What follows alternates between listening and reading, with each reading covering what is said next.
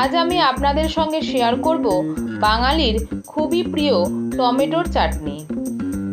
বাচ্চা থেকে বড় খাবারের শেষ পাতে চাটনি সকলেই পছন্দ করে। এই চাটনিতে আমি আজকে একটা স্পেশাল মশলা ব্যবহার করব। চলুন দেখে নিই একেবারে অনুষ্ঠান বাড়ির মতো টমেটোর চাটনি কিভাবে বানাই। এখানে আমি 300 গ্রাম টমেটো নিয়েছি। 7টা টমেটো হয়েছে। টমেটোগুলোকে টুকরো টুকরো করে কেটে নিয়েছি।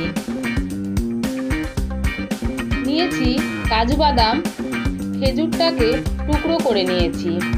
আর নিয়েছি কিশমিশ আর আমসত্ত্ব। বানিয়ে নেব স্পেশাল মশলাটা। শুকনো খোলায় দিয়ে দেব 2 শুকনো লঙ্কা আর দিয়ে দেব 1 টেবিল স্পুন 5 ফোড়ন। শুকনো লঙ্কা আর 5 ফোড়নটাকে 1 থেকে 1.5 মিনিট লো ফ্লেমে নাড়াচাড়া করে নেব।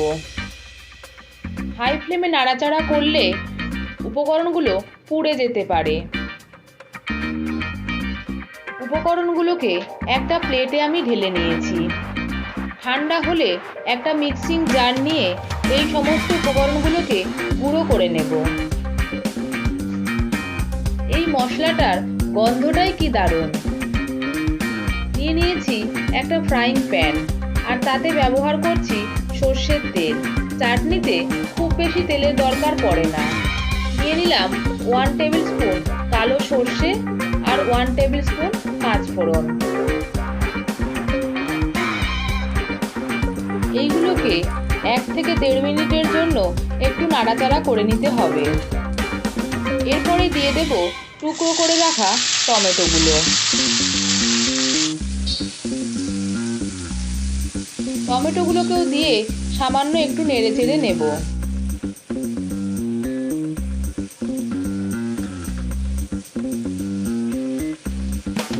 এরপরে দিয়ে দেব 1/2 টেবিল স্পুন নুন আর সামান্য একটু হলুদ।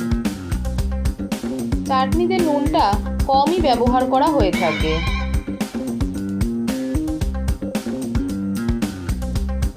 একটু নাড়াচাড়া করে 2 থেকে 3 মিনিটের জন্য ঢাকা দিয়ে দেব। 2 থেকে 3 মিনিট পরে ঢাকনা খুলে দেখব টমেটোগুলো প্রায় সেদ্ধই হয়ে গেছে। টমেটো সেদ্ধ হতে খুব একটা বেশি সময় লাগে না। 2 থেকে 3 মিনিটেই টমেটো সেদ্ধ হয়ে যায়।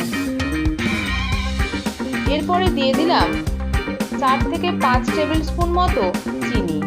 মিষ্টিটা আপনারা আপনাদের স্বাদ মতো দেবেন।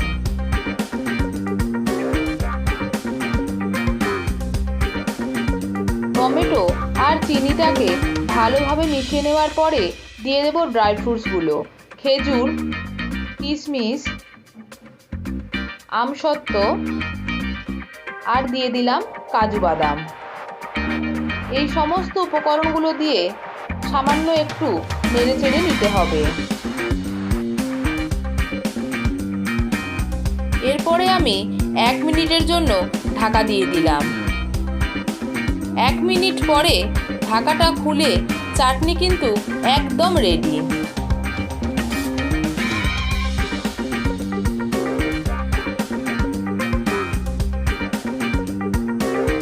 সবশেষে দিয়ে দেব বানিয়ে রাখা স্পেশাল মশলাটা 1.5 চামচ। একটু নাড়াচাড়া করে নিলেই রেডি অনুষ্ঠান বাড়ির মতো টমেটোর চাটনি। টমেটোর চাটনি কিন্তু বাচ্চা থেকে বড় সকলেই খুবই পছন্দ করে। রেসিপিটি আপনারা অবশ্যই বাড়িতে ট্রাই করে জানাবেন রান্নাটি আপনাদের কেমন লাগলো। ভিডিওটি যদি আপনাদের ভালো লেগে থাকে প্লিজ ভিডিওটিকে লাইক করুন আর চ্যানেলটিকে সাবস্ক্রাইব করুন। সাবস্ক্রাইবের জন্যে পাশে থাকা বেল আইকনটা প্রেস করে অল করে দিন, যাতে আমি কোনো রান্নার ভিডিও দিলে খুব সহজেই আপনাদের কাছে পৌঁছে যায়। ধন্যবাদ। ভালো থাকবেন, সুস্থ থাকবেন। ফিরে আসবো নতুন কোনো রান্নার রেসিপি নিয়ে।